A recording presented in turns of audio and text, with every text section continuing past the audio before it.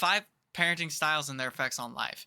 And before I start this, I'm gonna say I genuinely think parenting is like the biggest, most crucial thing. Like it's amazing to me how certain people turn out. Like you could have twins that are completely estranged and they turn out completely different people just based off the way that their parents or their adoptive parents raised them. I think that parenting alone is the biggest factor. I think it'll almost 99% of the time dictate who you become as a human.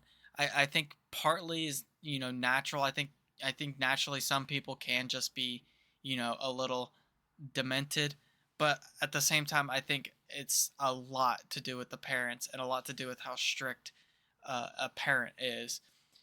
And there's also just some people that like they're just some kids views just they're not grown up enough to understand why their parents may act a certain way or be certainly strict because their parents know much better than them.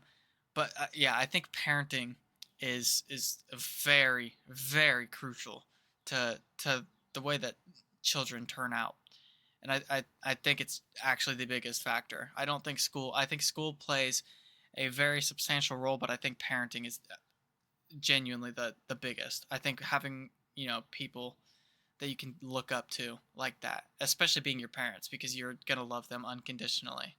Even though you may not like your parents, you're always going to love your parents, unless they've done atrocious things to you. But let me stop yapping real quick. In theory, there are only four styles of parenting. Authoritarian parents are controlling and demand obedience without considering. I hate an authoritarian parent because genuinely, how do you expect your kid to grow up and experience life in the way that they should? Because if you're from 8 years, 8 years old, just hounding on them, oh, play the violin, play the piano, you're gonna play sports, you're gonna get straight A's. That kid's just gonna grow up to resent you, and if they don't grow up to resent you, then they're just gonna become an outcast to society. Because I mean, they're gonna be maybe a good citizen, but they're just not gonna be able to be themselves. They're just gonna be kind of the shell of a human, and I think that's ridiculous. I think like super authoritarian parents are some of the, I think it's the worst. I think I would rather have somebody not have super strict parents. I think that I'd rather have the most lenient parents rather than authoritarian, because at least with you know less strict parents, you can kind of learn on your own. With authoritarian, you can't do anything. You're restricted to just how your parents want you to act. And I genuinely think it's just ridiculous that parents even think that that's a feasible way of uh, raising their kids. The child's point of view. Permissive parents are loving but don't exert any control. There are no rules. See, I think that's okay, but there's Authoritative problems with parents that. are firm but loving. They encourage independence within limits. Neglecting parents are uninvolved and often I didn't uninterested even in think their about own that. child. Recently, a fifth style was proposed, but we will come back to that later. I don't even know what I would say a fifth style is, because you've got the extreme, you've got the middle, and you've got the low point, and then you've also just got the not there at all. I mean, I could say that there's like, I mean, it'd fall into like authoritarian, but like a helicopter parent where they're just too too much involved with you. But I mean, that would just fall into authoritarian category, no? So I really, I don't know. I can't think of what the fifth proposed one would be, but I didn't even think about neglectful. I A kid growing up with neglectful parents would actually be awful. Like just trying to, I mean, I feel like that's a big problem with a lot of like people that's parents are business owners, because then you can't, mommy and daddy are always on phone calls, work calls. I mean, typically you'll have like a trad wife and you'll have your mom, but you won't have your dad, I guess, in that sense.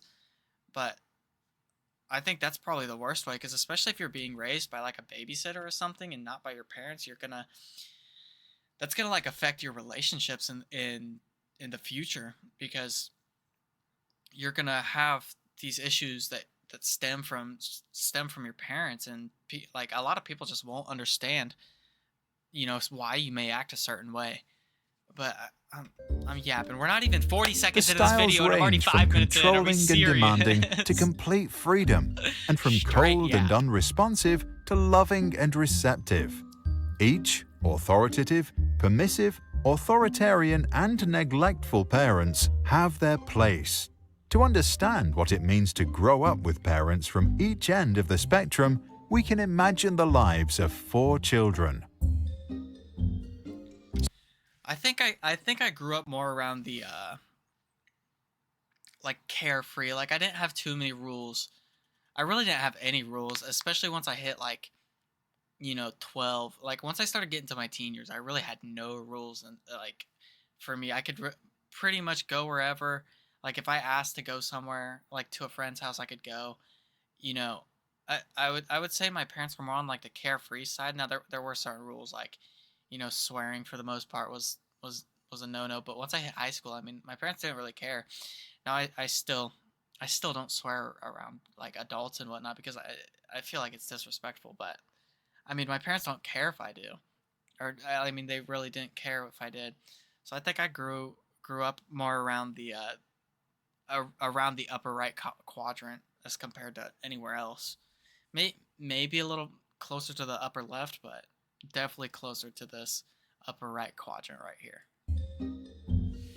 Sarah's parents are authoritarian. They love their girl, but they believe that strict rules are important to make Sarah become well behaved and fit into society. If Sarah cries, she's told to stop. If she talks back, she is sent to the corner for timeout. I don't know if I'm being racist, but did we have to make the like super strict family like very stereotypically Asian looking? Like they've got squinty eyes. These are like very Asian haircuts. Like is what was that 100% necessary? Like come on now. If she forgets to take care of her chores around the house, she is not allowed to play with her toys. Sarah learns that suppressing her emotions and following her duties is the way to get through the day. To get the See, love of her that's not good because I mean your kids just end up suppressing themselves, and now when they're in relationships with people that they hold back, and then they have these big outbursts, and then especially sometimes against their parents they'll have big outbursts, and then they wonder why that their kid hates them and is acting like all crazy. Is because they have so much pent up feelings that they just can't display. parents, and to avoid making them upset, she becomes obedient. However, because Sarah was never allowed to decide for herself or follow her intrinsic interests, as an adult, she doesn't know what she really wants. She begins living a life that seems perfect to her parents and society, but might leave her unhappy on the inside. Yeah, that's another problem. You never get to like I feel like you would never get to find yourself if you have super strict parents, especially like like royal families and famous people. I mean, a lot of famous people's kids, but like a lot of mainly like royal family kind of stuff, or like super big business owner where if they're super strict, you can't do what you want. They're going to force you, they're going to force most of your hobbies. They're going to f- like you they would make you like take up like a typical one's piano or chess. They're like forcing you to take these even though you have no interest. You could be into fashion or anything else, and they're still just shoving it down your throat, and you end up being unhappy when you're in your 30s and you turn to be 45 and you realize, oh, maybe I wanted to do this when I was young, but now it's too late. And it kind of just ends up you know making you a very like dysfunctional person, almost like you're a person but you're not at the same time. You're trying to be someone, like having to find yourself when you're older is so much more difficult than figuring it out as you go throughout your you know y- younger years. Permissive parents, like those of Peter, enjoy their little boys so much that they believe they should fulfill all his wishes, give him full freedom, and never say no. Peter enjoys. Okay, never saying no.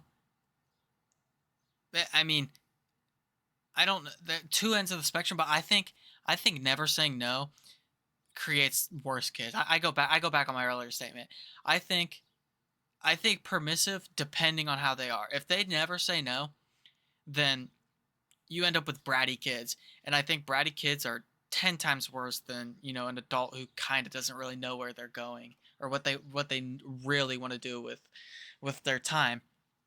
I think little like bratty kids and people that grow up and never said no, their feelings are always hurt because their parents always were like, "Oh, sweetie, come here. It's okay, blah blah blah." I think those kind of people are worse than the people who are grown up with authoritarian parents. But here, let's Enjoys full control over his parents and gets whatever We're he 2 wants. minutes into this video, and I am 11 minutes into this recording. Like, genuinely have been yapping for so long. Let's If he doesn't want to walk, he'll be carried. If he wants ice cream he gets. If he wants to play games, he'll be playing them all night.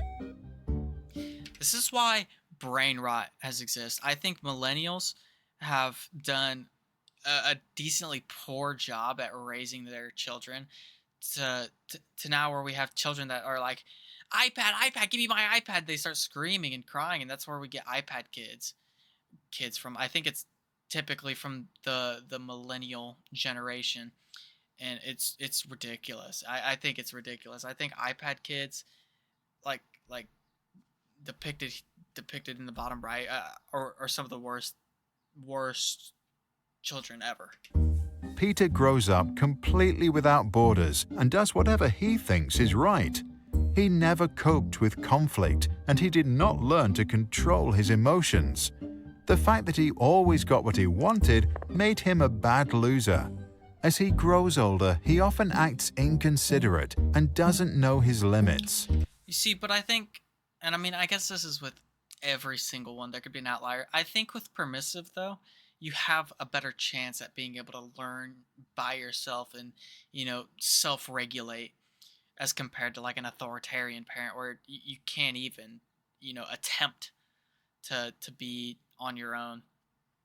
Whereas with a permissive, you get the chance, you get all the chances in the world to learn on your own and, become your own person. I mean, not every person that has super non-strict parents, like relaxed parents, are gonna end up like old Peter here, Arthur's authoritative parents respect their child's needs, but believe that kids need freedom within certain limits. Arthur can freely play, but when he's done, he needs to help tidy up. He is allowed to eat ice cream, but only on Sundays. Okay, that's ridiculous. I have to wait for the Lord's Day to eat ice cream? Like, come on now. No, I think an authoritative parent is perfect middle ground, but I think they need to lean more towards the relaxed side. I think if you lean more into the authoritarian side, then you end up with that same more potential for the resentment. I think you need to go into the lax side. I think the more lax you go to a degree, the better it gets. Screen time is limited to 30 minutes a day. I would hate a There screen may time be limit. conflict, but the parents listen to what Arthur has to say and then lay down the rules. Arthur learns that some things are difficult, but his parents give him all the support he needs to get through it. He develops the strength to endure hardships and to continue following his interests and passions. In class, he bravely expresses his own opinions in an appropriate manner. During breaks, he can show his emotions and act freely. As an adult, he agrees to rules only after they have been discussed and he feels like he understands them. neglectful parents are usually not present in their children's life. Nora often feels completely alone in the world. She Both parents experiences full neglectful. freedom to do anything she wants to and has plenty of imagination, but she never receives any feedback or even attention. You see, I feel like this is kind of very close to uh the carefree, the really relaxed parents. It's just more you don't really get any input from the parents. And I think it also depends on, do you have one neglectful parent or do you have two neglectful parents? I feel like if you have one kind of neglectful parent, with a lot of modern homes, I mean, you kind of really have one separated parent, one parent not there. So you have the same like idea of a of just kind of one family. But if you have both parents gone, it's kind of akin to just not having your parents. People that either their parents died or they got adopted when like their parents left them and they got adopted and they went to like a foster home or something of the like. You end up you you end up with the same kind of scenario of, you wish your parents were there. Like, come on, like, you long for your parents' affection, but they never show it. And I think children, kind of with neglectful parents, can, you know I think, especially in like romantic relationships, they can be kind of overbearing and like attachment issues, because they're so, you like, they get something and they don't want it to go away. Like their parents, they feel like their parents abandoned them. If you kind of pick up what I'm saying. Nora realizes that it doesn't matter what she does because no one cares anyway. The lack of attention leads to a lack of trust in herself and others. She becomes insecurely attached, unable to form healthy relationships, That's what I was and just develops a saying. negative image of herself. To stop feeling unworthy of love, she tries not to feel anything at all. I think if anybody were to be in this situation, I think finding people that you can be like friends with, like, I think friends would be like the most important thing for you to have or to find, because you're if you're not getting that feeling from your, or like feeling like you're seen or heard from your parents, and you have to find it from somebody. You have to find like good friends or something, or even a partner. But the only weird thing is, uh getting over attached to said person. So I mean, kind of got to manage it differently. But I think ultimately having friends that you can kind of rely on instead of your parents is like ultimately the goal. In recent years, over-involved parents who are present in every aspect of their child's life are often referred to Okay, as the fifth. this is what I was saying. I was saying helicopter parents, like somebody that's just over all their things, like people, if they had like their friends come over and their moms got to sit there and talk. And I'm trying to think of more scenarios, like people's moms that would like have to come to hangouts or something like that. Yeah, I think this is actually not the most ridiculous, but this is top 3. I think so far it would be like authoritarian, over-involved, relaxed, authoritative. Oh, neglectful probably at like the top. Like, I think neglecting your kids might be just as bad as over being in their over controlling them. Style. These parents are also known as snowplows, removing obstacles out of their kids' path, or helicopter parents, who hover about and micromanage every aspect of their child's life. Since they won't let their children do anything alone, the children can't learn to overcome challenges by themselves. Research infers that these children don't like to solve difficult problems, lack perseverance, and may even procrastinate in protest when something requires a lot of effort. Since most research on parenting is based on self-reports and was done in the US and Europe, it is not clear how strongly the observed effects will hold up in controlled observational experiments or in other parts of the world. The four I parents feel like it would be hard to observe. I mean, you can only observe so much, but you would have to start from when they're like born to, when they're like 18 to get the full effect of how, each different kind of parent would affect the way a person comes out. And that's I mean, I don't know. That's quite a lot of research. I don't know exactly how they do it. I don't know if they would like do weekly or monthly conversations and be like, okay, how are you doing? Blah blah blah, or how that would end up. parenting styles were first introduced by psychologist Diana Baumrind. For good parenting, she advised balance of demandingness and responsiveness. Add to that the wise words of Maria Montessori to never help a child with a task at which he feels he can succeed, and parents should do pretty well. What do you think? Should parents resort to a specific style, or should they decide what's best to do in a given situation, as long as they don't neglect or abuse their child? To download I think just like everything else, I think it's all a spectrum. I think everything in the world falls on a spectrum. I don't think you should be one way or another. I don't think it's, black or white or, red, yellow, green, blue in whatever this case is. I think I think that you should, pick and like, choose based on the scenario. I think each spot has its place, and even the stage of life that the kid's at. Like you might want to be more, you know, lenient as they're, getting up to like their toddler years. I guess no, it just depends on the scenario because I mean you'd want to be super authoritative sometimes, super lenient sometimes. Uh, and I I I think once you start aging up, you kind of start cutting back, and I don't know. I think the only one that really doesn't ever have a place is neglect. I think the neglectful parent is the only one that you should never even attempt to go for. But I think every other parenting style has its place, and I think it's always a spectrum.